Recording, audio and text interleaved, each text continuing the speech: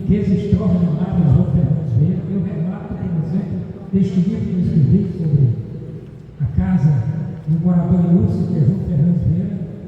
Eu trago relato de mais de 20 engenhos de propriedades enormes de Paraíba, nas mediações do Rio São Francisco, Seis Marinhas, Nada de Terra. Então é uma figura. Mas no inventário dele, ele já dá notícia de que era uma pessoa extremamente, digamos, com muita sorte para atesourar bens.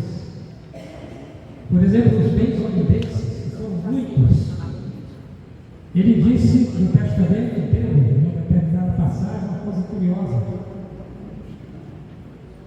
Ele foi, digamos assim, ele foi apadrinhado por um senhor chamado Afonso Rodrigues Serrão.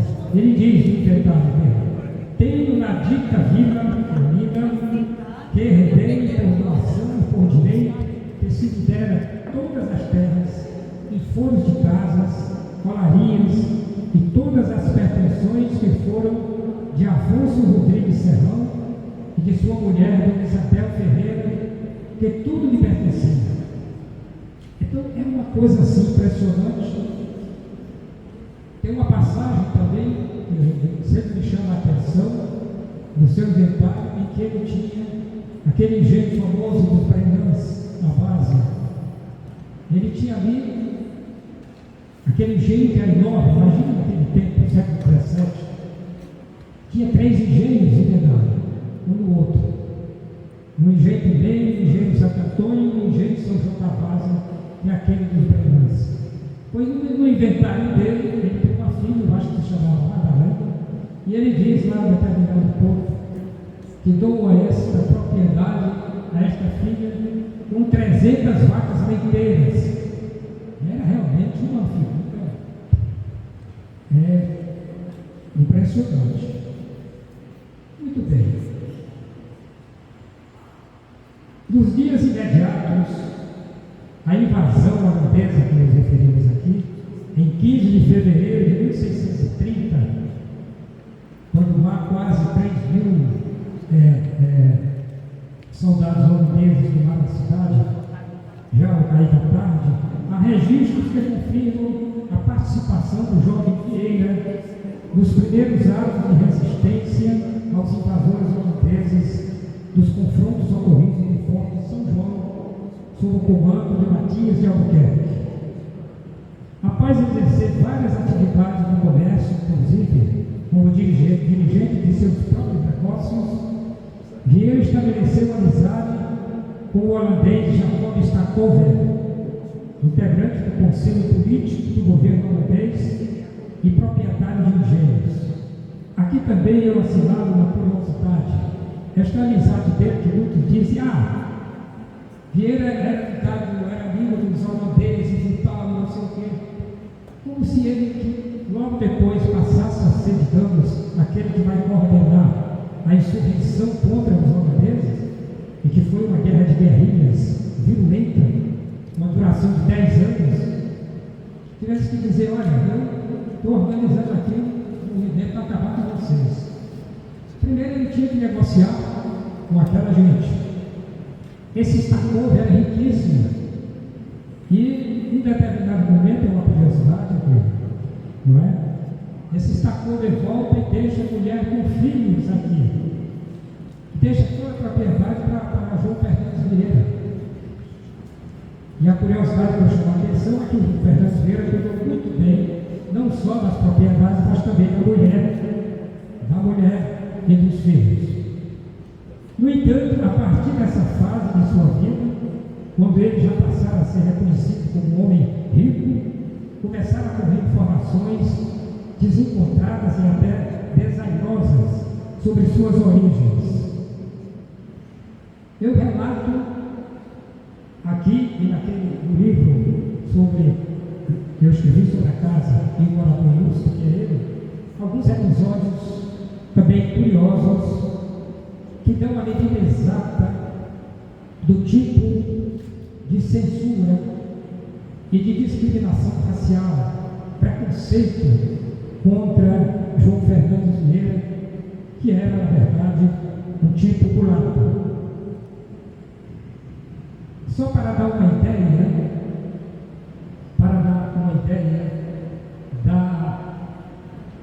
desses designs, dessas referências designosas, como se o mulato, o preto ou o negro, a essas figuras fosse proibido ser rico, ser milionário, os homens mais ricos do Brasil, como era essa figura, não é?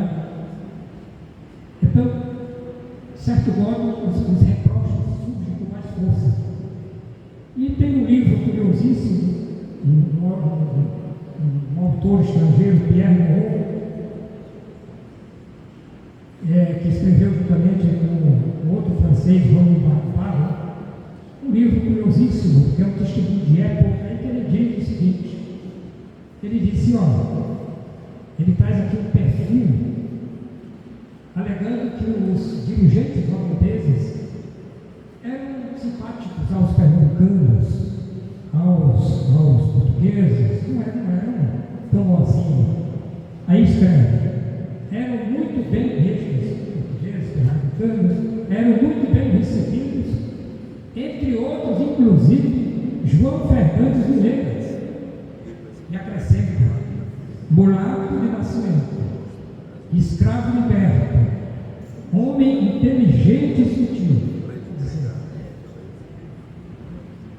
Fora alguns anos, acrescenta ainda, fora alguns anos doméstico em casa de um dos políticos, tomara conhecimento dos negócios e ali adquiriu crédito. Vejam que está tudo uma. Bom, então, em função desse tipo de reproche social que o Vieira vai enfrentando ao longo da campanha contra os holandeses e consegue realmente a vitória. E neste ponto existem registros curiosos, inclusive de pinturas. Um painel magnífico que esteve durante muito tempo aqui, exatamente no mosteiro de São Bento, depois foi para Prazeres, ali naquela igreja dos Prazeres, e hoje está no Instituto Histórico, no Instituto Arqueológico Histórico de Pernambuco.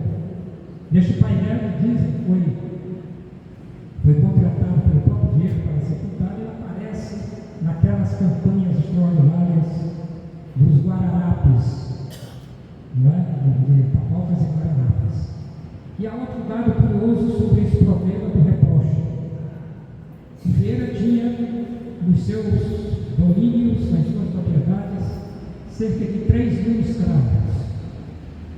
Pois ele traz para essa campanha para formar uma espécie de batalhão que o cercava, porque ele ia montar em seu cavalo à frente das campanhas. Eram 300 homens. E que quando entraram no grupo que o defendia nas batalhas, e essa batalha eu já disse, não foi uma coisa rápida, são 10 anos, não é? A primeira coisa que ele fazia era libertar os escravos. Eram escravos libertos. E por isso eles estavam com maior dedicação. Bom, então,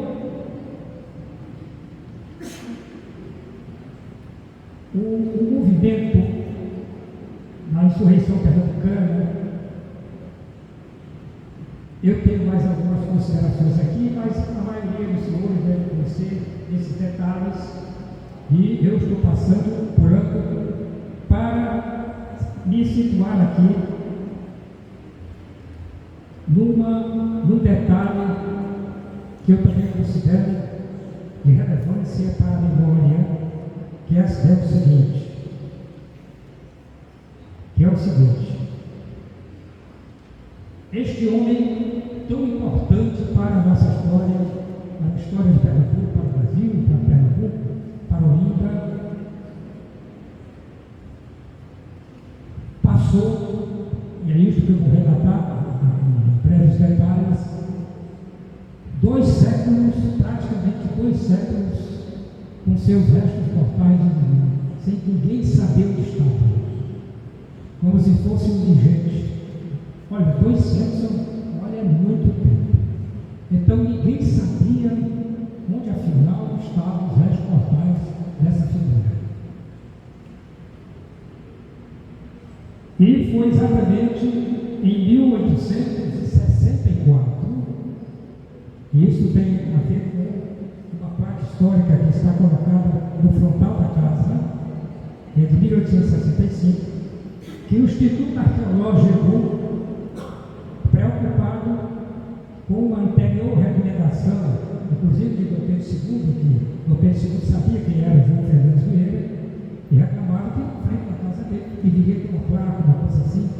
Dom Pedro II passou por aqui no final de 1859 e não gostou nada dos historiadores pernambucanos, porque Dom Pedro, no dia que ele tinha aquela agenda, ia para Ímpar, no dia que ele foi para a Várzea, exatamente para a igreja São João da Várzea, o objetivo dele era visitar, orar um pouco diante do túmulo de Felipe Camarão, que foi uma grande figura da insurreição pernambucana.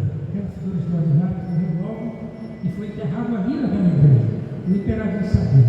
Quando ele chegou lá, com a comitiva, imagina, o imperador, naquela igreja São João da Várzea ali, ninguém sabia o que era, ninguém sabia onde estava Felipe Camarão. Ele ficou revoltado, chateado. E logo depois ele veio aqui para Olinda. Quando ele passa adiante, ele já estava muito chateado com isso.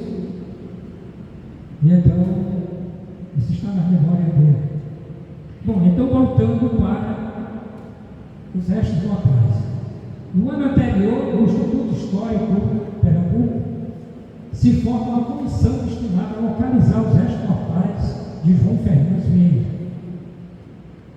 E começam as buscas e os trabalhos andam porque a comissão foi dirigida, foi entregue a uma figura jovem naquela época, um historiador extraordinário, como nós devemos saber por sua obra, chamado Francisco Augusto Pereira da Costa.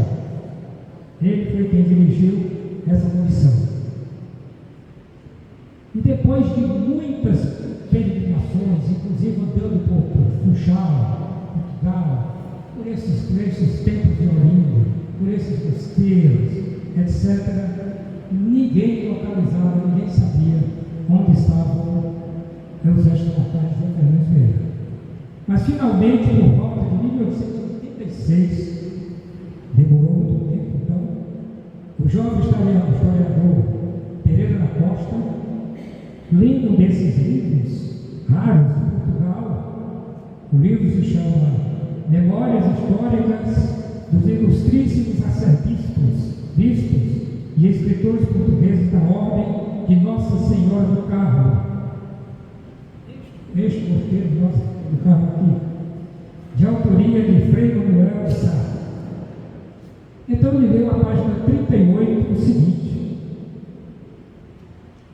a seguinte nota: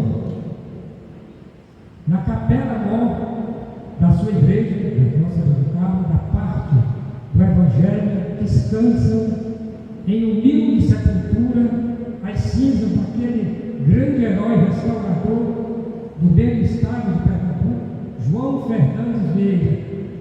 E ainda que lhe faltarem, veja que detalhe, e ainda que lhe faltarem os mármores para o mausoléu, e não tem epitáfio que declare o heróico de suas ações, tiveram estas a fortuna de ser escritas pela elevada pena do excelentíssimo Dr. Luiz Menezes, conde de Ericeira. Senhoras e senhores, já perto de terminar esta minha palestra, eu chamo a atenção para esse detalhe curioso. O homem que tanto fizera com Pernambuco, correndo várias vezes perigo de vida, como certa vez recebeu os balaços em combate de Itamaracá, que quase morre, foi salvo por milagre. Então, este homem, sempre em defesa de Portugal e do Brasil, ao final, depois de morto, faltou um pedaço de mármore para escrever não o enorme elenco de seus bens materiais, mas um epitáfio. E não só isso, ficou perdido durante 2 séculos sob a poeira de uma cova rasa no interior de uma igreja, a igreja de Nossa Senhora do Carmo. A par de importante descoberta de Pereira da Costa, a Comissão do Instituto Arqueológico providenciou as medidas necessárias para as escavações da Capela Mor da Igreja do Convento do Carmo de Olinda, como escreveu José Antônio Gonçalves de Melo, e ali foram localizados os restos mortais de Vieira. No espaço, escreve a nota Gonçalves de Melo, no espaço do primeiro degrau do altar-mor ao longo do estrado do cadeirão para o arco do cruzeiro, o cadáver tinha sido colocado com os pés voltados para o altar e a cabeça, naturalmente, para o arco do cruzeiro, aquele que está lá na frente. O repouso eterno dos restos mortais do herói não se deu conforme sua última vontade. Li nos seus testamentos que deveriam ter sido levados para a Capela Mor da Santa Casa de Misericórdia da Ilha da Madeira, da qual era o padroeiro. Depois, naturalmente, de passar aqui os 2 anos, os restos mortais, que ficariam na Capela Mor da igreja do convento, que ficaram, aliás, aqui na igreja do convento do Carmo, esquecidos, como eu já falei, durante quase 2 séculos. Agora, vejam que coisa curiosa. No entanto, uma nova peregrinação indesejável para os restos mortais do ilustre madeirense surgiu em 1942, quando autoridades civis e religiosas de Olinda, de Pernambuco, decidiram trasladá-los para a igreja de Nossa Senhora dos Prazeres do Monte dos Guararapes, sendo então depositados na parede da Capela Mor com uma inscrição comemorativa. Resta acrescentar que nessa última mudança teve João Fernandes Vieira a sorte de repousar com seus restos mortais ao lado de outra grande figura de igual valor, o seu querido amigo e compadre, o mestre de campo André Vidal de Negreiros.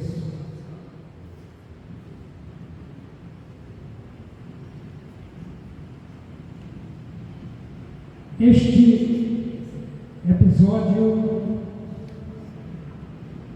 de João Fernandes Vieira me faz lembrar, então,